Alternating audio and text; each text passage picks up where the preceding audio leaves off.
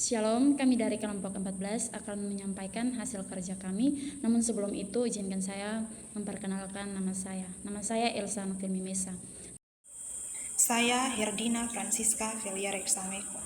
Nah, di sini judul yang kami bahas yaitu suatu tinjauan teologis terhadap metafora gereja sebagai persekutuan murid-murid. Selamat menyaksikan. Baik, yang pertama yaitu latar belakang, dan di sini kami akan membahasnya dalam beberapa bagian. Yang pertama itu gereja. Nah, menurut Michael Griffiths, gereja adalah perwujudan ajaran Kristus. Nah, ajarannya ini bukan hanya untuk diucapkan tetapi juga untuk diperlihatkan secara nyata dalam kehidupan bermasyarakat. Sehingga semua gereja harus sama, yakni berpusat pada Yesus sebagai guru dan Tuhan. Nah, dalam pengakuan iman, gereja diartikan sebagai suatu realitas rohani di dunia ini, di mana perumusan ini menekankan ada dua hal yang di dalamnya. Yang pertama, gereja adalah suatu realitas di dunia. Di dalam percaya kepada Tuhan, kita mengingatkan bahwa gereja kita atau yang tentu kelihatan benar-benar ada sangkut pautnya dengan gereja yang dimaksudkan dalam pengakuan iman. Sedangkan yang kedua itu gereja adalah suatu realitas rohani, sehingga perlu adanya metafora untuk menjelaskan lebih jauh tentang apa atau siapa itu gereja. Untuk menjelaskan apa atau siapa itu gereja, maka di sini kami kelompok akan membahas tentang metafora gereja sebagai persekutuan murid-murid. Nah, bagian yang kedua itu murid. Nah, dalam dunia kuno, hubungan murid dan guru merupakan hal yang umum. Nah, persekutuan murid-murid ini merupakan kelompok yang terpilih dalam komunitas yang lebih besar dari mereka yang menerima Yesus sebagai guru yang diutus dari Allah. Nah, yang berikut yaitu masalah. Nah, dalam pembahasan yang kami bahas ini ada sebuah masalah yang kami angkat untuk menunjang akan judul yang kami dapatkan, yaitu dalam bergereja ada juga masalah-masalah yang berkaitan dengan persekutuan murid-murid. Nah, berdasarkan dengan penjelasan yang sudah kami jelaskan, nah di sini kami kelompok mengangkat sebuah masalah, yaitu kurangnya persekutuan dalam gereja antara pendeta dengan jemaat. Nah, dalam penabisan majelis jemaat di gereja, di situ dari pihak gereja sebelumnya yang seharusnya mereka memberikan surat atau undangan kepada calon majelis jemaat untuk yang hendak ditabiskan, mereka karena kelalaian atau karena beberapa faktor lainnya sehingga mereka lupa untuk memberikan surat tersebut, sehingga di hari esoknya setelah dilakukan pengembalaan dan tiba pada hari Minggu untuk dilakukan pentabisan, di situ majelis yang tidak diberikan surat, ia hadir tapi tidak ada untuk menduduki tempat yang sudah disediakan oleh gereja, yaitu duduk di depan untuk melakukan pentabisan. Nah, beliau duduk bersama dengan jemaat, dan di situ ketika masuk pada prosesi untuk pentabisan, beliau berdiri dan memberikan suaranya. Ia menyampaikan bahwa dari pihak gereja tidak menghargainya sebagai jemaat yang memberi diri untuk melayani Tuhan, sehingga dari situ ia memberikan tanggapannya terkait dengan surat yang tidak diberikan kepada ia, sehingga terjadilah sebuah konflik antara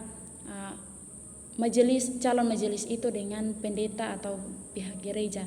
Nah, masalah ini tidak hanya antara calon majelis ini, tetapi masalah ini dibawakan dari berdampak kepada keluarga dari si calon majelis ini, sehingga mereka berkonflik bersama dengan gereja atau bersama dengan pendeta. Oleh karena itu, dari kami kelompok mengangkat masalah ini untuk meninjau akan judul yang sudah kami dapatkan. Mungkin sekian dari saya, akan dilanjutkan oleh saudara Herdina. Yang berikut isi. Nah, berdasarkan permasalahan yang kelompok mengambil Injil Matius pasal 16 ayat 24 sebagai dasar biblis dalam melihat metafora ini. Setiap orang yang mau mengikuti aku ya harus menyangkal dirinya, memikul salibnya dan mengikuti aku. Menyangkal diri di sini bukan berarti mementingkan diri sendiri, melainkan mementingkan apa yang dituntut Tuhan. Nah, dengan perkataan memikul salib, Yesus tidak menunjukkan kepada salib yang ia pikul waktu diiringi menuju Bukit Golgota, tetapi memikul salib hanya istilah menempuh jalan yang berat dengan penuh penghinaan. Maksud dari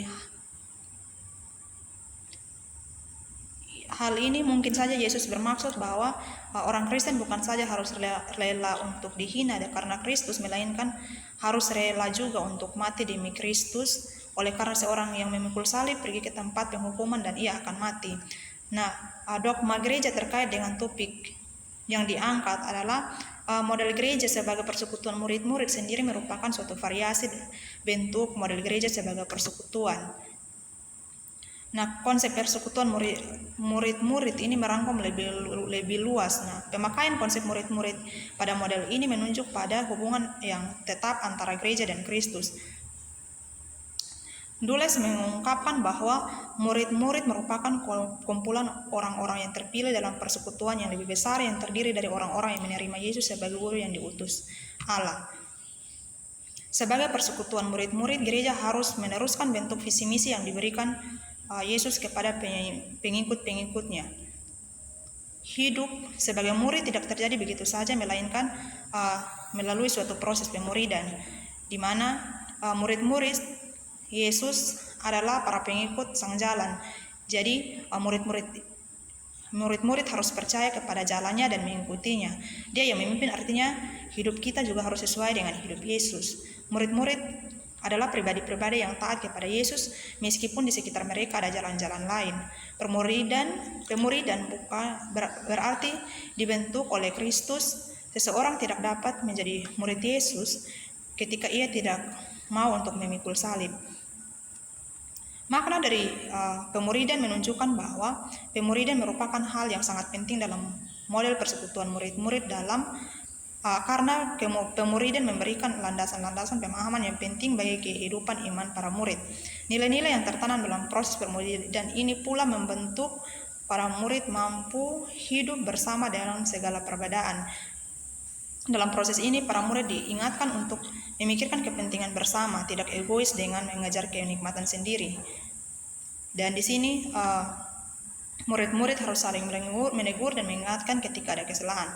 Nah, berdasarkan permasalahan yang kelompok angkat, jika dikaitkan dengan dasar biblis dan dogma yang ada, maka kelompok berpendapat bahwa dalam suatu komunitas gereja saling menghargai itu sangat penting. Nah, calon majelis yang merupakan sumber konflik, hendaknya ia mau untuk membuka diri dan mendengarkan apa alasan dari gereja ketika hal itu terjadi. Ketika beliau sudah setuju untuk ditabiskan menjadi seorang majelis jemaat, berarti calon majelis itu hendaknya menerima apapun konsekuensi yang ada. Namun hal yang kecil yang seharusnya tidak dipermasalahkan, majelis tersebut mempermasalahkan itu dan menimbulkan kekacauan dan juga perpecahan. Dan di situ juga kekacauan itu juga bukan hanya antara majelis tersebut dan juga pihak gereja, tetapi di situ juga dikaitkan juga dengan keluarga besar yang ada. Jadi ketika adanya masalah, sikap rendah hati dan sikap saling menghargai serta menerima itu sangat penting. Nah, berdasarkan hal ini kami kelompok menyimpulkan bahwa setiap orang Kristen yang dipanggil untuk menjadi murid harus berani menyangkal dirinya, memikul salibnya setiap hari dan mengikuti Yesus, Sang Guru Agung. Nah, panggilan mengikuti Kristus ini membawa konsekuensi untuk secara dinamis hidup menurut kesempurnaan pikiran, pola hidup, kata, dan perbuatannya sesuai dengan pola pikir Yesus Kristus. Oleh karena itu, sebagai murid-murid ketika kita memutuskan untuk mengikuti Tuhan, kita harus bersedia menerima apapun konsekuensi yang akan diterima karena dari konsekuensi atau masalah-masalah yang terjadi yang menguji iman kita. batas kesabaran serta ketekunan dan rasa bertanggungjawaban akan janji kita di hadapan Tuhan sebagai murid-murid yang merupakan kumpulan orang-orang yang terpilih dalam persekutuan yang besar yang terdiri dari orang-orang yang menerima Yesus sebagai guru yang diutus Allah. Hendaknya ia memiliki sikap kerendahan hati dan mau untuk mendengarkan orang lain. Setiap orang harusnya menyadari akan panggilannya sebagai murid yang dimana ia dipanggil untuk mengikuti Yesus dengan segala konsekuensi yang ada di dalamnya. Dalam kehidupan bergereja hendaklah ada persekutuan antara majelis, jemaat, dan juga jemaat. Jika hal ini sudah diterapkan, maka konsep dari metafora gereja sebagai persekutuan murid-murid akan lebih mudah untuk dipahami. Demikian hasil presentasi kami. Salam.